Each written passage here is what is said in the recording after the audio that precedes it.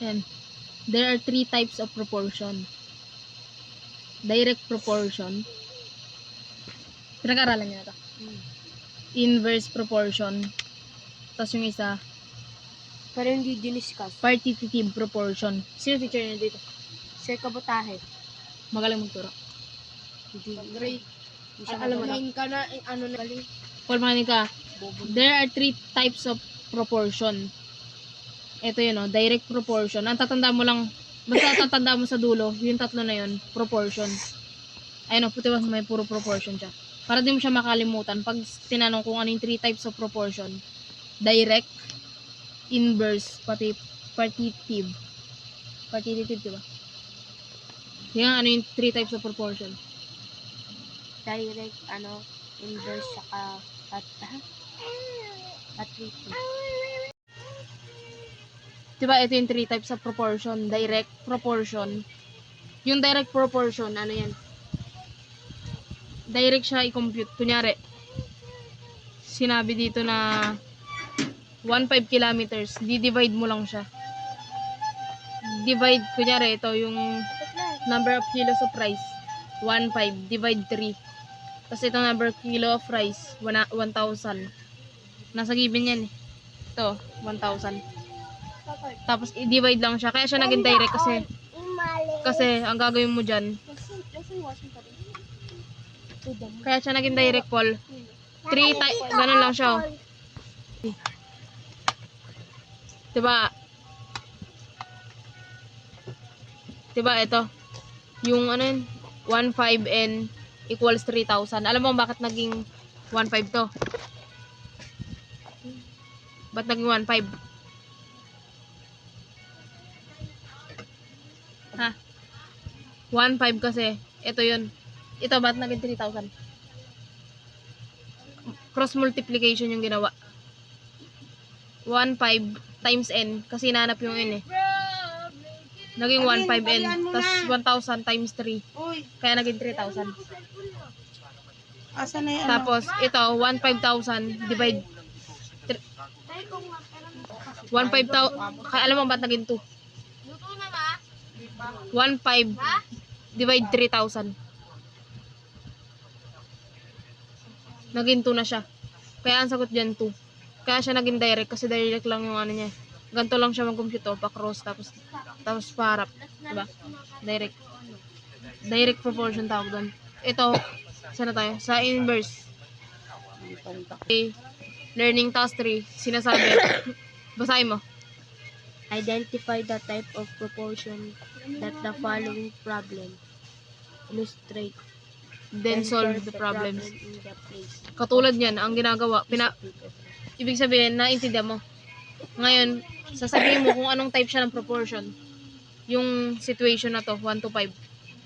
Hana kung anong type siya ng proportion. Diba may 3 types of proportion? Ano yung 3 types of proportion? Direct, inverse, partitive. O, diba? Itong inverse, ito naman, inverse proportion. Kaya siya naging direct pala, in-explain ko na. Tsaka malalaman mo yan mamaya pag in-explain ko hanggang partitive kung paano siya naging ganyan. Tsaka ano yung pinagkakaiba nila. Diba, sa test, papaulaan sa'yo kung anong types of proportion. Ngayon, malalaman mo na pag sinabi ko sa'yo. Yung inverse naman, malalaman mo siyang inverse proportion kapag meron na sa, kunyari, ito kasi yung mga ano eh. Ito yung mga situation, Paul. Ito, hindi ko na binasa eh, pero ito yung situation. Kaya may mga solving dyan. Ito yung situation pinagbasihan. Parang ito yung task 3. Ito yung situation. Tapos ngayon, pinapagawa yung solving. Ito yung situation dito. Tapos ito yung sample ng solving. Yung inverse proportion naman, ito yung speed. Pag may nakita ka ng speed sa proportion, tapos time, katulad yan, it takes Robin 20 minutes. Diba may time? To ride his bicycle at 20 kilometer per hour. Diba may, may time? Diba, pag matik na yan, pag nakita mong may minutes, hours, ganyan, magiging ano yun, inverse. Tapos, kapag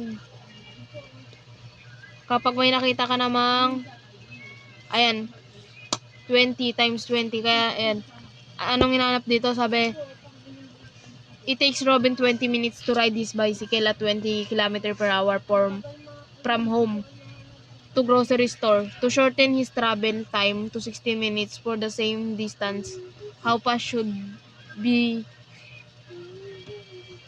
how fast should he cycle?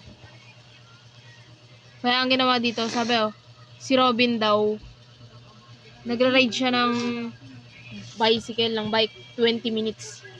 Nakarating siya sa 20 kilometer. Ngayon, sinabi dito, para makarating siya ng mas maaga, 16 minutes. Diba, 20 minutes siya nakakarating. Para makarating siya ng 16 minutes sa kilometer, ano yung dapat niyang gawin? Ganon siya kabilis, dapat.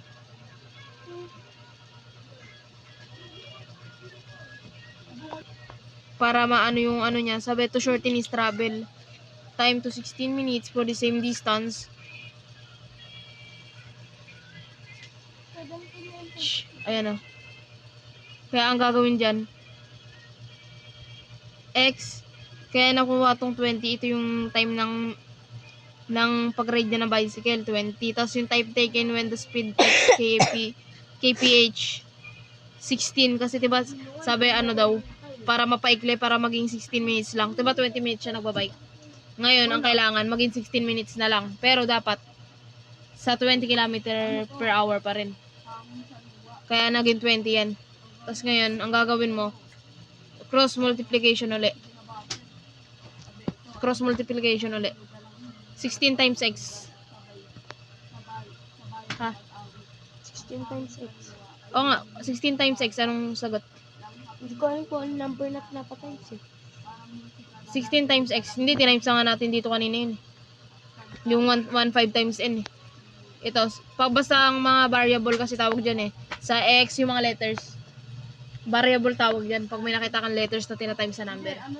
Variable yun. Tapos, pag tinimes mo yan, 16 times x, matik yan, 16x yung sagot. Kaya naging 16x to. Tapos 20 times 20. 400. Maro ka mag-times ng ano, manual lang sa notebook. Kasi bawal sa inyo calculator, diba? Bawal sa inyo. Bawal pa. O ngayon, diba, 16. Ngayon, ang gagawin mo para alis tong x, ay malis yung x. Para matira tong x, kailangan mo siya i-times sa 16. Ay, i-divide mo sa 16. Kaya naging 16 yan. Tapos ngayon, 400 divided by 16. 25. Kaya ang sagot, 25 kph.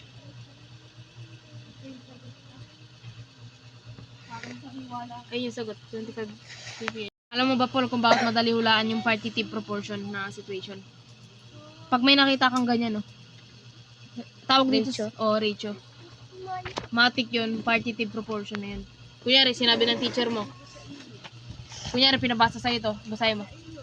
A glass of jar has 64 chocolate. Pepe. Pepe, Dave, and Ray will share the chocolates in the ratio 1:1. 1:1. 1:2. How many chocolates will each one of them get? Tapos tinanong ng teacher mo, what type of proportion is this? Ano sagot? What types of proportion? Partitive. Yun na. Kasi nakita mo na may ano na yan eh. Tawag doon. Parang, ano na. Anong tawag dyan sa ganyan? Hint. May hint. May ano ka na tawag doon. Kahit di mo pa binabasa yung situation, malalaman mo agad na ano? Na partitive. Diba? Ito. Partitive. Sabay ibang partitive yan.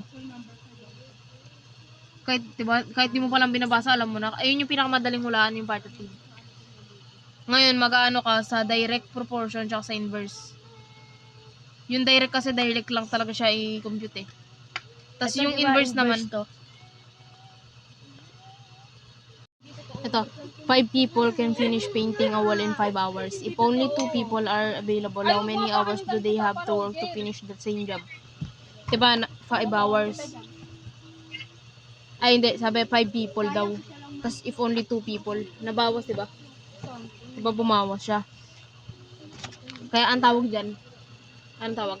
Direct. Ay, inverse. Inverse pag bumawas. Pero pag dumadagdag, katulad nito, 3 hours, tapos naging 5 hours. Anong tawag doon? Inverse. Hindi, pag dumagdag. Direct. Oo, direct yun. Tapos pag bumawas, inverse. Tapos pag may tuldok na ganun, Direct. partitive. Yung hours sa tatrabaho. O, diba yan, hours yung tatrabawin. Ay, Kalin, ba't mo naman Ito, Paul. sinulatan yan? Parang ano mong baliw. Ngayon, ang gagawin natin, tingnan mo to. X, ito yung hinahanap, X. Kaya siya naging inverse kasi pareho ng, basta gawin muna natin to, papakita ko sa yung formula sa likod ng inverse. X. Ngayon, hahanapin mo yung over, Akin na nga lang. ano, ito. Diba, time taken. Divide. Cross multiplication. Ay, Cross multiplication. 2 times X. di ko alam yung X yun. Sinabi ko na sa'yo yung variable eh. Pag 10 times sa number eh. 2 times X. Pag didikitin mo lang sila. Pag, ano, sagot. 2 times 2, gano'n ba? 2 times X. 4. 2 times X. Pag didikitin mo lang. Ano yun, bakit? Paano? 2 tapos yung X. Pag didikitin mo lang. 2 Ano? 4 nga. times 2 yun eh. Pag 2 times X. Kunyari, 2 times A. Ang sagot doon, 2A. Parang dikit lang. X2. Pwede yun. Plus 2. Pwede yung papalitan sa mismo. 2X. Asa na? 2X yung sagot. Sagot mo na? Wala lagay ko dito. Tingnan mo. Hindi. Ano? O, ikaw magsulat para matandaan mo. Meron ba ng 300? 2X. Bili ko nga lang yung uniform. Kulit mo naman. Martes din naman. Tutubuan na lang ni Nicole. Kahit bukas pa yun, sabi yung kakabili lang ng uniform. Para ano ka, ulit-ulit. So, Ulit mo, ang pasigitan. 25. Wait lang, nasa ka na? 25. Oh, wait lang. Oh, 2x 25. Paano mawala yung 2 dyan? Anong gagawin mo? Minus. Divide, walang minus dyan. Dito ko na, dito. Kapit ka dito. I-divide mo siya sa 2. Para matira yung x sa gilid. Oh, syempre pag yung numerator tsaka denominator pareho, cancel na yan. Automatic x na lang yan. Kaya 25 divided by 2. Pa. 12.5. O, diba? Eh, dito na yung sagot. Yung kanya Ngayon, ang magiging sagot dyan, how many hours? Hours yung hinanap, diba? Kaya ang sagot mo, 12.5 hours. H na lang. Pwedeng H na lang. Kasi ang meaning ng H, hours. O, yan. May sagot ka na. Claire! Galitan ko rin yun. Saan ka na, 5 to. Kasi, Saan ang ka na, laki- Paul? sabi ko, ang laki ng utang niya 80,000. kay 40,000. Ivy. hindi Zero, man zero, lang zero. magbawas. Eh, kay Kuya Edgar, ang laki ng utang eh. Nabayaran lahat, pati tubo eh. Sabi ko sa kanya, Kulang ng N-Pol. ganun talaga eh, Answer. Poy. Pag ayaw, Gusto mo kalimutan. maraming dahilan. Pag gusto, maraming paraan. Nagka ako pagka, sabi niya, si Minnie lang nagtatrabaho. Ako hindi nagtatrabaho. Sabi ko, noong ka pa naman walang trabaho, eh, kung gugustuhin mo, yung ano, biyahe-biyahe mo. Lagyan mo full equal. Makabawas ka kahit 300, 200. Na, Ito pala. Basahin mo pala dito ka.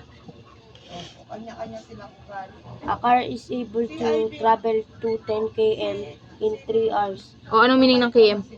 Kilometers. Yan. Ano naman dito? How far can it travel in 5 hours? Ngayon, explain mo sa akin kung bakit nakuha tong 210. Saan nakuha tong 210? Saan mo nakuha tong 3? Bakit siya naging 70? Tapos, ayan, o, go. O, dito ka. O, tumingin ka sa situation para malaman mo, yung 210, dito ko nakuha yan. Sa, sa pag-travel ng 210 kilometers. So, go, ikaw. Direct operation. Direct proportion kasi, Ay proportion. ano yung ginagawa mo? Wait lang, sabi mo, kunyari, ito pala, i-explain ko tong mana. Direct proportion siya kasi yung, diba, a car is able to travel to 10 kilometers in 3 hours. Tapos yung tanong, ito na yung tanong, how far can it travel in 3 in 5 hours. Lumaki siya, diba? So, lumaki siya, ibig sabihin, matik na yun, direct proportion siya. Malilito ko lang sa direct siya sa inverse eh. Pero kailangan mo talaga basahin yung situation eh. Pero pag, partitive, kahit tignan mo lang yan, kunyari ito, may ganyan, matik na partitive na yan. Kaya ito, direct siya, number 1, direct. Pero kailangan pag direct, babasahin mo para maintindihan mo. Ito, ibig sabihin, diba 3 hours, naging 5 hours. Ibig sabihin, dumagdag, kaya siya naging direct. Mamaya yung 2, ikaw nagpapaliwanag ah. Tapos, 210 kilometers, ginawa mo dyan, ilalagay mo dito, divided by 3. Dinivide sa 3. Pagka-divide mo sa 3, 210 divide 3. Kasi diba dapat kailangan, manual. Ngayon, ang gagawin mo yung 3, tapos ipapasok mo sa loob yung mataas. 210, diba? Yung, kailangan, Paul, pag magdi-divide ka, yung nasa loob, laging mas mataas siya. 3 divided by 2, pwede ba i-divide yan? Bawal kasi mas mababa yung 2 diba? Kaya ang gagawin mo, pupunta ka sa 70 kilometer times 5 Kasi nasanay sila kay ate sa ate. hours. Siya nakuha yung 5 hours dito.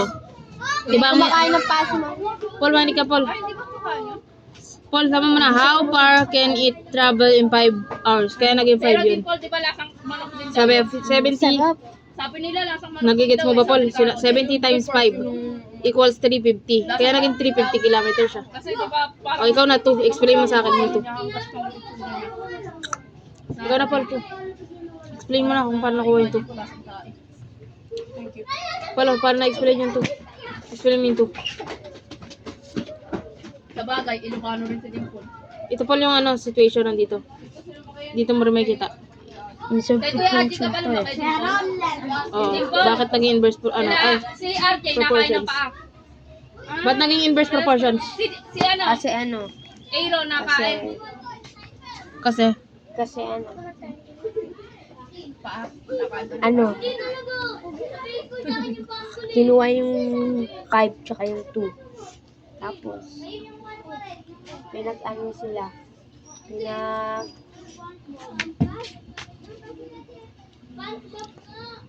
pinag-divide. oh, dito ka, patingin ako nung sinasabi mo. Ituro, para makita ko dun. Pinag-divide sila yan. Tapos, tinanggal yung 2 tsaka yung tatlong 2. Natira 25. So, Hindi po, hindi natira 25. Mali nga ako eh, bakit kinancel ko tong 2 eh. Kasi talaga yan eh, 25 divided by 2. Kaya naging, naging 12.5 hours kaya yun. kada isa. Ang dapat natitira lang talaga na variable, yun dito lang. X lang yung natitira. Kaya ito lang yung kakancel out mo. Ayan, kaya naging X yan. Sa 3 naman, Kaya kami mo yung sa 3. Inverse proportion. Ayan. may ulcer yun. Kinuha yung ano, yung ratio na 5. Hindi, 3 muna tayo. Sa 3 muna tayo. Ay, hindi pa pala, kala ko po. Oh, inverse tayo, inverse proportion. So, kinuha yung 65 km. Tapos yung age, tapos yung kinuha rin yung 50 minutes. Tapos, ano, tapos, Alam mo ba't naging 42?